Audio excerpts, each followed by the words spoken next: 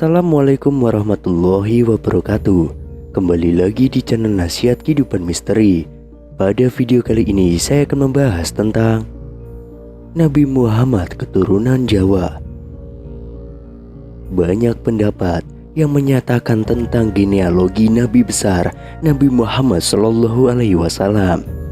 Dan salah satunya menyatakan bahwa Nabi Muhammad merupakan seorang muarobin, seperti pendapat dari Miftahul Lutfi Muhammad, yaitu orang keturunan Indonesia yang hidup di daerah Timur Tengah.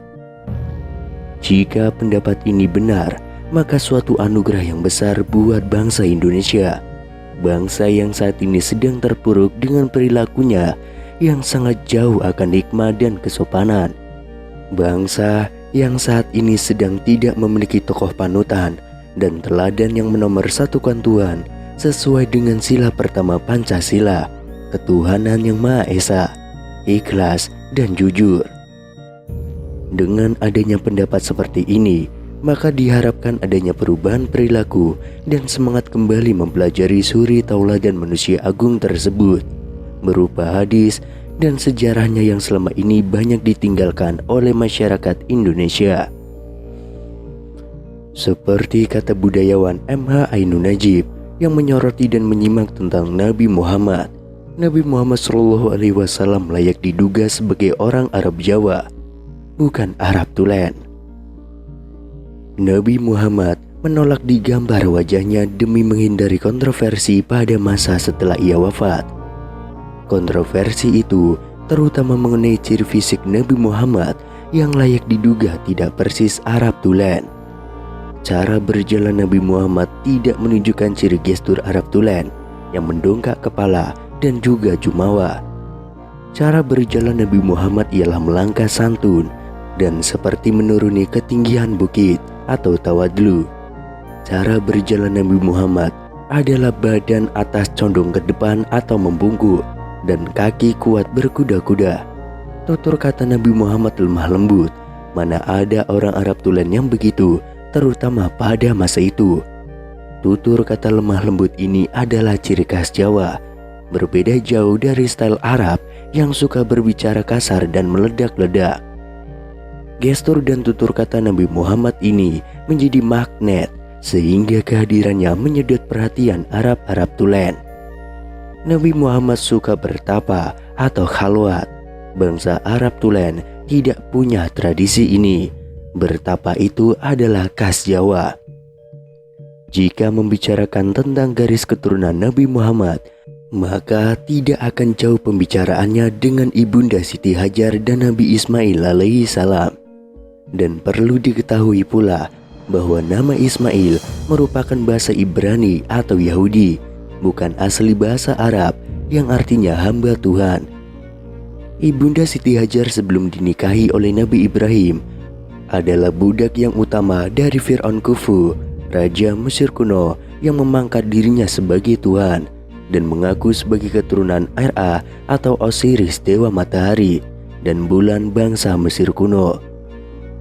Fir'aun Khufu menganggap dirinya pantas menjadi Tuhan karena selama hidupnya tidak pernah sakit secara kasat mata, semacam pilek dan batuk atau sebagainya, berumur panjang, konon sampai 600 tahun, mempunyai kekuasaan yang absolut dan mutlak. Pada waktu pemerintahannya guna mendukung jalannya pemerintahan serta pembangunan-bangunan monumental, maka Fir'aun Khufu memerlukan para penambang emas yang saat itu hanya manusia-manusia dari Swarna Dwipa, yang berarti pulau emas, atau yang lebih dikenal dengan Pulau Sumatera, yang saat itu memiliki kemampuan dalam menggali dan menambang emas. Fir'aun Khufu sudah mengetahui sepak terjang para penambang tersebut ketika mereka menggali dan menambang emas di bagian tengah dan selatan benua Afrika. Guna menunjang keinginannya tersebut, maka Fir'aun Khufu mengundang para penambang-penambang emas tersebut di bawah kepemimpinan yaitu kakek dari ayahanda Ibunda Siti Hajar. Beliau merupakan kepala ekspatriat dari Swarna Dwipa yang didatangkan oleh Fir'aun Khufu. Seiring dengan banyaknya tambang emas baru yang ditemukan, maka banyak pula bertambah para imigran dari dataran Swarna Dwipa yang menjadi penambang emas di negeri Mesir dan sudah diakui menjadi kelompok masyarakat tertentu di negeri Mesir. Semakin absolutnya kekuasaan Fir'aun Khufu, maka semakin pula dia berbuat semena-mena. Termasuk salah satunya adalah dia banyak meniduri para perawan dari rakyatnya.